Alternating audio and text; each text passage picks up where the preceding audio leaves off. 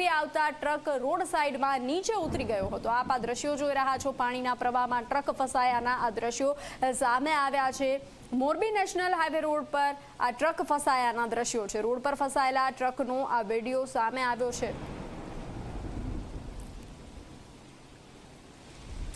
તો મોરબીમાં railway line પર પાણી ભરાયા છે। અંદાજે 2 કિલોમીટર જેટલો રેલવે ટ્રેક ધોવાયો છે। આ રેલવે ટ્રેક પરથી રોજની 70 થી 80 ટ્રેન પસાર થતી હોય છે, પરંતુ હાલ મચ્છુ ડેમનું પાણી છોડાતા રેલવે ટ્રેકને અસર પહોંચી છે। આ રેલવે ટ્રેક ક્યારે શરૂ થાય તે હજુ નક્કી નથી। મહત્વનું છે કે મચ્છુ ડેમના પાણી મચ્છુ નદીમાં છોડવાથી મચ્છુ નદીના પાણી રેલવે ટ્રેક પર ભરાઈ ગયા છે।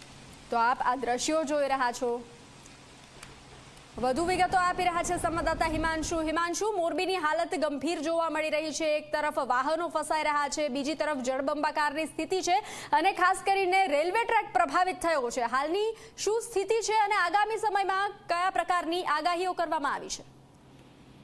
જી, આપણે જણાવી દઉં કે મોરબી જિલ્લાની અંદર જે છેલ્લા 2-3 દિવસથી વરસાદ પડી રહ્યો છે તેના કારણે સ્થાનિક જળાશયોની અંદર પાણીની આવક મોટા પ્રમાણમાં થઈ રહી છે। જો વાત કરીએ મોરબીની, તો મોરબી 1, 2 અને 3 જે મચ્છુ ડેમ છે તે 3 ડેમ ઓવરફ્લો થઈ રહ્યા છે। હજુ પણ તેના દરવાજા ખુલ્લા રાખીને પાણી કાઢવામાં આવી રહ્યું છે અને મચ્છુ નદીમાં સતત પાણી છોડવામાં આવતું હોવાના કારણે જે નેશનલ હાઈવે ગઈકાલે બપોરના 2 વાગ્યાથી બંધ થયો છે તેના ઉપર હજુ પણ લગભગ 2 ફૂટ કરતા વધુ પાણી વહી રહ્યું છે તેવું સ્થાનિક લોકો પાસેથી જાણવા મળ્યું છે। અને સૌથી મોટી વાત કે આ જે રેલવે ટ્રેક પણ ત્યાં નેશનલ હાઈવેની બાજુમાંથી પસાર થાય છે અને આ રેલવે ટ્રેક જે છે તેના ઉપરથી દિલ્હી, બોમ્બે, મહારાષ્ટ્ર, મુંબઈ આ બાજુથી કચ્છમાં આવવા જવા માટેની ટ્રેન મોટા ભાગે પસાર થતી હોય છે અને દિવસની લગભગ 70 જેટલી ટ્રેન આ ટ્રેક ઉપરથી પસાર થાય છે। એ આખો ટ્રેક જે છે તે ગઈકાલે બપોરના 2 વાગ્યાથી પાણીની નીચે છે અને જેથી કરીને જે ટ્રેક છે તેનું સંપૂર્ણ ધોવાણ થયું હોય તેવી શક્યતા છે। પરંતુ જ્યારે પાણીનો પ્રવાહ ઓછો થાય અને રેલવે ટ્રેક દેખાય ત્યારે ખબર પડે કે રેલવેને કેટલું નુકસાન થયું છે અને ક્યારે આ રેલવે ટ્રેક શરૂ થશે।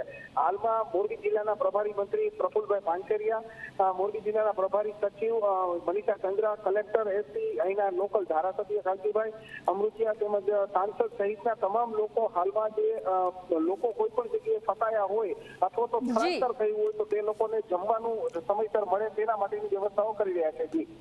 જી હિમાંશુ, જાણકારી સાથે જોડાવા બદલ આભાર।